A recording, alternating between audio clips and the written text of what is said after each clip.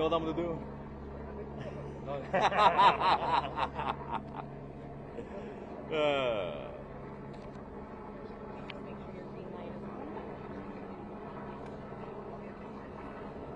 Okay, we're good to go?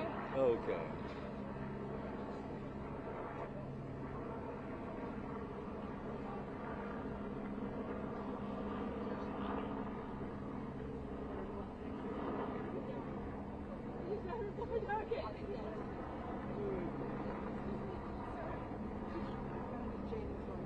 Who are you with? Jane with Reuters. Who?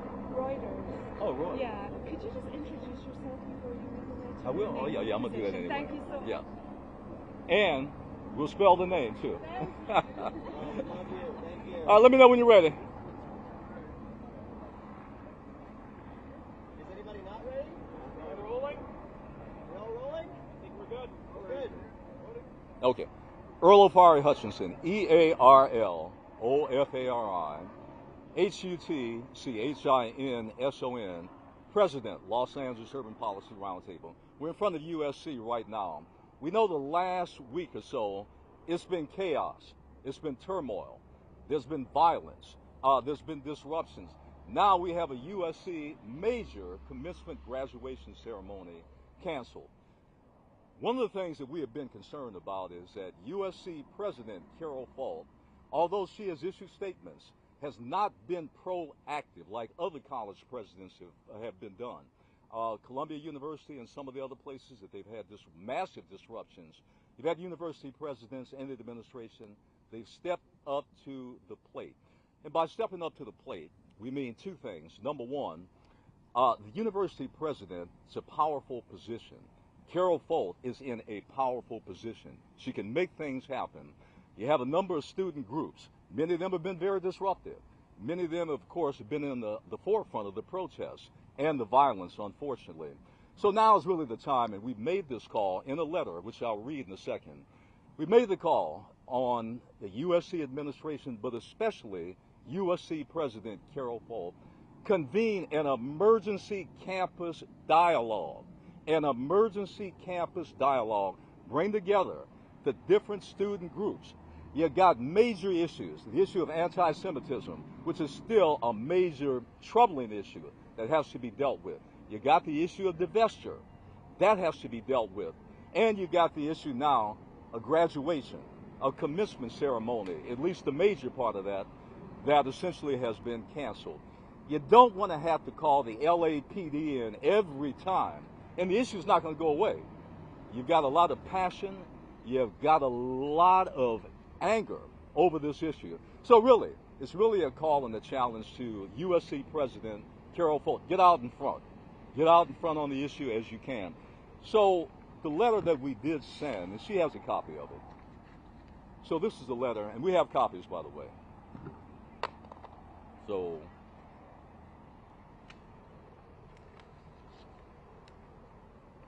dear President Folt, the presidents, the protests, the tensions, and the potential for violence in the ongoing protests over Gaza at USC and other Los Angeles campuses, UCLA and other places, they remain very high. The issue hasn't gone away. A graduation ceremony has been canceled. It's time to act. The action we urge you is to take and convene an emergency campus student administration dialogue. This is set a solid model, really a good model for diffusing, and remember that's the key word, diffusing potential violent confrontations over Gaza. I think we have to be clear, the issue is really a hot button, very emotional, and very divisive issue.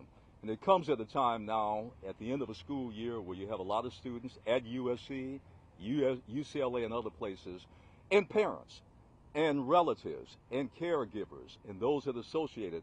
They want to be engaged and involved with the university. You can't do that as long as this goes on. So presidents have a lot of power. Carol Folt has a lot of power. Now it's time to act. The letter went out today. She has a copy. She did issue a statement last night. Not enough. We're talking about real solid action. And by the way, action right now. You know, one other thing. When I saw this,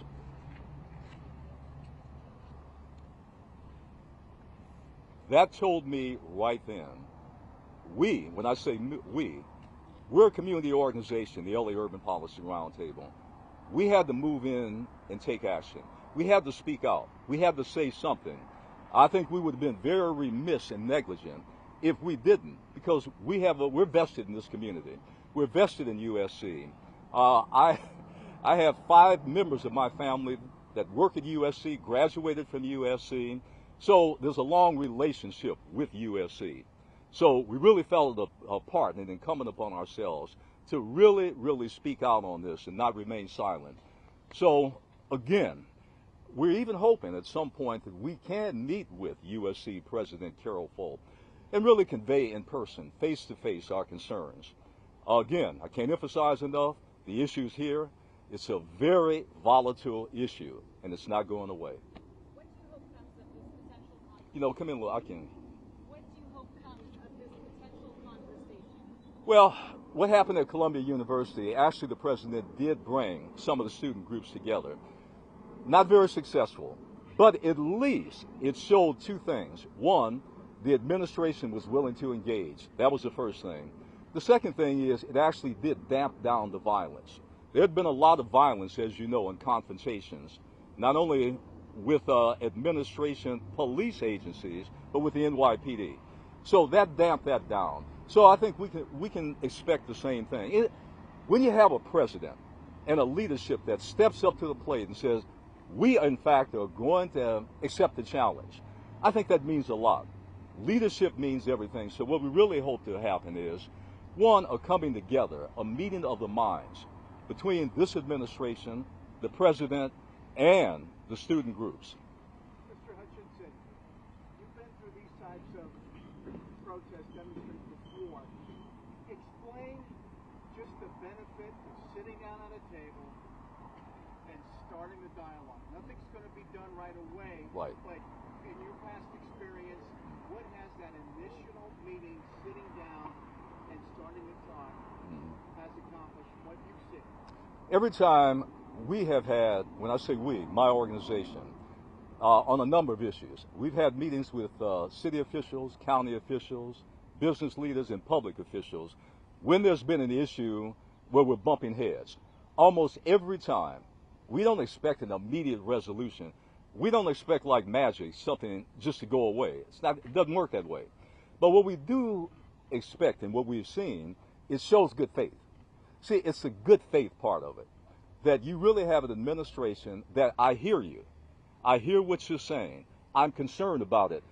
Doesn't mean that we're going to step in and take your side. We're not saying that. But at least we hear you. Every time there's been a dialogue, something positive has come out of that. At least it gets the ball rolling. So I think that will be the same with this. And let's face it, Carol Folt, in this case, she has issued statements, but they have been somewhat confrontational. That's not dialogue. Dialogue is give and take. And you have to be willing in the give and take to listen. Just the fact that you sit down with the other side, you're willing to listen, hear exactly what they have to say, what their concerns are, I think it means a lot. What gives you confidence that if and when this happens, that good faith will begin and You know, I can make a prediction. Here's a prediction. And I think when you said if and or when, see, I think it's going to happen. I think when it happens, that dialogue, I can tell you this, you're not going to have the LAPD coming back. You're not going to have campus police dragging people away, screaming and kicking. You're not going to have any of that. What you're going to have is civility. That's the key word. And you might have some resolution. You know, one of the major issues here at USC has been the issue of divestiture. Student groups really don't know how deeply engaged or involved with finances, investments that have anything to do with the Israeli Defense Force, the Israeli government, Israeli public officials. They don't know anything about that. So these are the kinds of things that when you have a conversation, you can make it clear. This is where we stand on this. So I think it's important to have public information And the dialogue is a good first step, not the last step, but a good first step in terms of 1, diffusing, 2, sharing information, 3, listening to the other side, and most importantly, at some point, hopefully, come to a resolution. See, the main thing is we were concerned about the violence. That was the main thing. We don't want to see that. The university shared a statement over the weekend reading in part, President Carol Holt has made numerous attempts to meet with the students, but they've declined these offers. What's your response to that? Okay, yeah.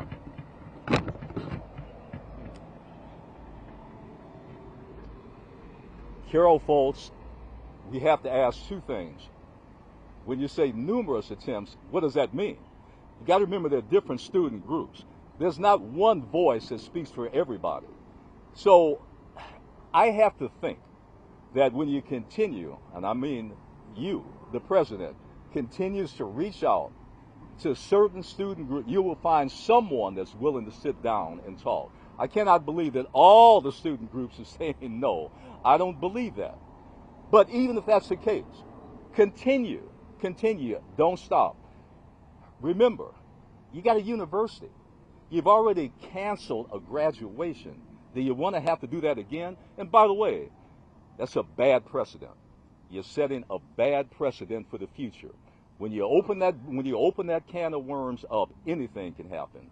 So coming back to your question, if you've tried 4 times, you haven't been successful, try a 5th time, try a 6th time. Is there any limit on it? We have gone to public officials a number of times and they've said no. But we haven't stopped. We've kept going back to them. And the same thing with these student groups here. There are many different student groups.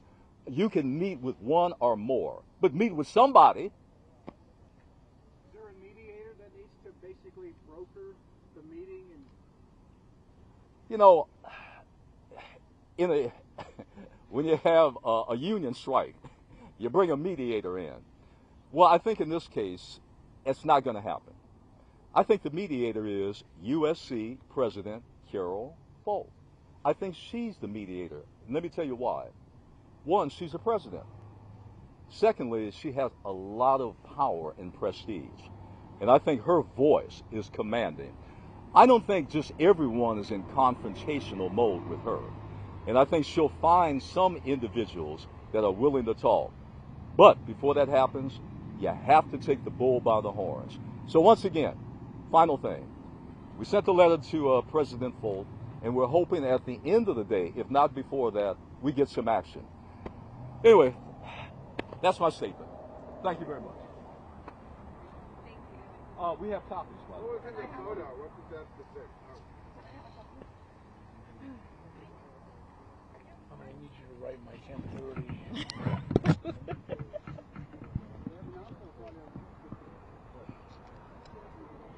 Oh no. Somebody knocked my recorder and it stopped recording. How do you like that stuff? Well, somebody just knocked it and it stopped recording. Oh, yeah, no, let me Okay, know. okay. If you don't, just call me. Okay. Thanks, John.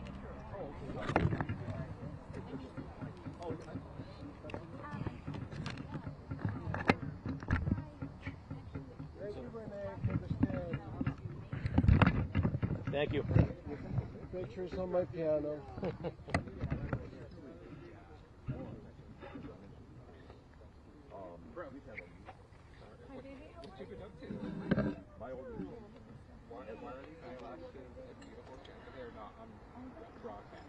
Oh, that's okay. You're okay. I took it back. You do. I know. I'm working on it.